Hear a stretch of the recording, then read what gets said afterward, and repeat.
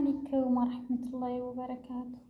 ውድ የዚኑ ቤተሰቦች እንዴት ናችሁ? ሰላም ናችሁ? አላችሁ? እኔ አልሐምዱሊላህ ሁሉ ሰላም ከኔ ጋር ይሁንላችሁ።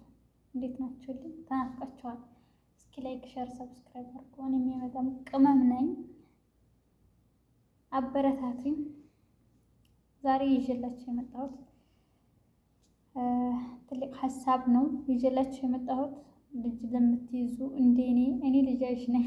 በነገራችን ላይ እኔ ልጃጅ ነኝ እና ምንም አይመቸኝም። ያኔ ብዙ ጊዜ ቪዲዮ አልለቀም ምናምን፣ ያው አንዳንድ ሰዎችን ቪዲዮ ነው የምለቀው፣ የራሴን ቪዲዮ ለቅቄ አላውቅም። እና ዛሬ ደግሞ ያጋጠመኝንና የሆንኩትን ነው የምነግራችሁ። ወላሂ ላዚም ልላችሁ የፈለግኩት ማለት ነው። የሆነ ሰው ተሰባስቦ ነበርና ሰዎቹ ያኔ ሴቶቹ ማለት ነው። ከዛ ልጁ እናቴን አለ፣ እናቴ ዘንድ ካልሄድኩ አይልም። ከዛ እናቱ ዘንድ እኔ እናቱ ዘንድ ነው ብዬ ትውት። ከዛ እሷ ዘንድ ትንሽ ይጫወትና በሩ ክፍት ነው። በሩን ወጥት ብሎ ዛሬ አላህ ደረሰልኝ፣ እሱ የፈጠረ ጌታ ደረሰልኝ። ሻሪያ ወጥቶ ከዛ በሌላው ደረጃ ገብቶ ምናምን በግድ ተገኘ ነው የምላችሁ። እና ተጠንቀቁ።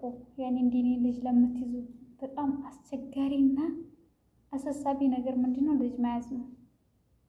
በህይወቴ የማስበው የምጨነቀው የምጠላው ነገር ምንድነው ብትሉ ልጅ መያዝ ነው። በተፈጥሮዬ ማለት ነው። በጣም የምጠላው ለምንድነው? በቃ አንድ ነገር ቢሆኑ በቃ አሁን ላይማ ታኝቼ ለራሱ የማስበው ስለዛ ስለ ልጅ ሆነ ማለትም ወጣብኝ የሆነ ነገር ሆነብኝ እንዴ ነገ ላይ ለኔ ምንድነው የሚገጥመኝ? ነገ ላይ ለኔ ምንድነው ማለት በቃ አሳቢ ቀንጭላቴ ላይ የሚፈጥረው ይሄ ነው። በቃ የሆነ በቃ አንድ ነገር የሆነ ይመስለኛል ማለት ነው። እና ተጠንቀቁ። ከዛ ጮሁ።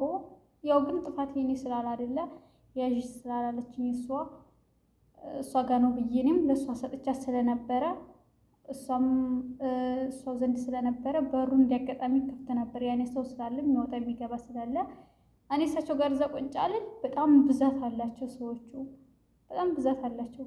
ስለዚህ እኔ ፈርቼ ወደ ቁጭ ብዬ ከዛ ልጅ አይወጣም መሰላቸው እንዴ? ያ ረቢ አሁን እኮ ይሄ ልጅ አንድ ነገር ቢሆን እኮ በቃ እኔ ምንድን ነው የሚወጣኝ ብዬ ሳስበው በጣም ይጨንቀኛል። ወረበልን ደግሞ ታውቃላችሁ አረቦች ሲባሉ በጣም ለልጃቸው ያላቸው ፍቅር ያላቸው ነገር በጣም ይከብዳል።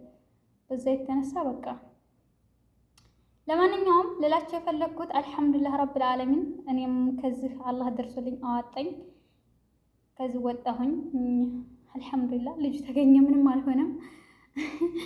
ግን ያው እንደኔ ለምትይዙ ልጅ ለምትይዙ ተጠንቀቁ ለማለት ያክል ነው።